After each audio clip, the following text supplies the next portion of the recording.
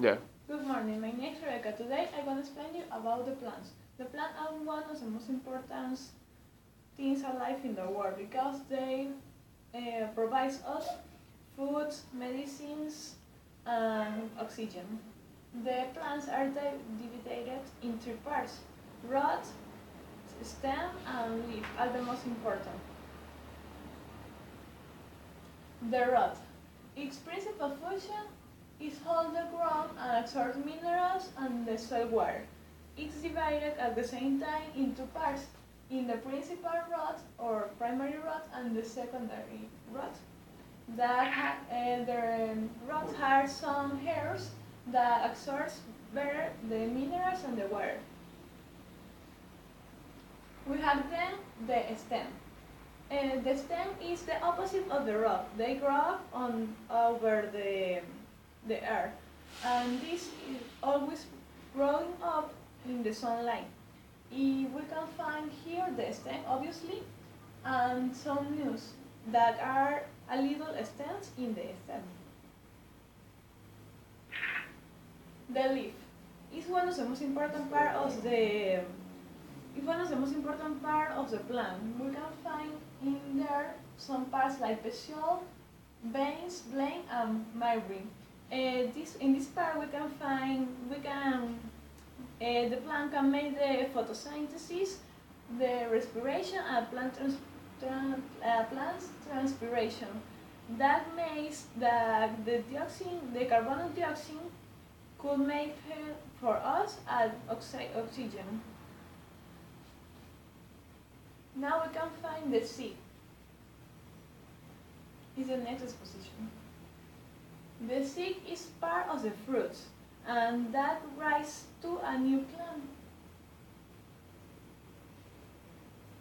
Ontogenetic origin, we can find two kinds of plants: angiosperm that have a real flower and gymnosperm that have a real flower.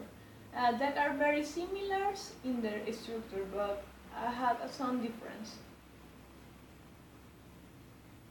The function of the seeds. The principal function of the seed is they serve like a retardant mechanism when the conditions are not favorable, like winter or rain. Double fertilization. This only happens with the angiosperm. That happens because they have a flower. Then we can find the first, like, is the pollen grain, and the second is like polar nucleus. At the end, both have the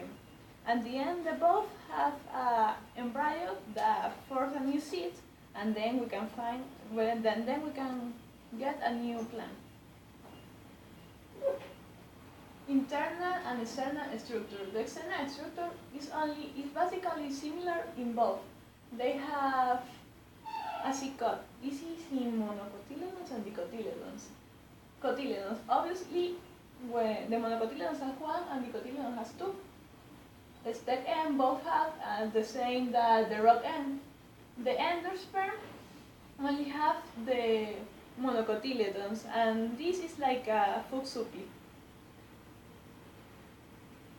The difference between monocotyledons and dicotyledons. The features are floral pieces. Monocotyledons has normally 3 and dicotyledons have normally 4 or 5. Grain poles, the monocotyledons with only 4 or only 4, and dicotyledons have 3 or 4 or 4. Cotyledons, obviously monocotyledons have 1 and dicotyledons has 2. Young stem and vascular blooms. Monocotyledons are scattered, and dicotyledons are in the form of a ring. Brick leaf. In monocotyledons are generally parallel, and in dicotyledons are in cross line. Secondary growth. In monocotyledons are absent, and in dicotyledons are present.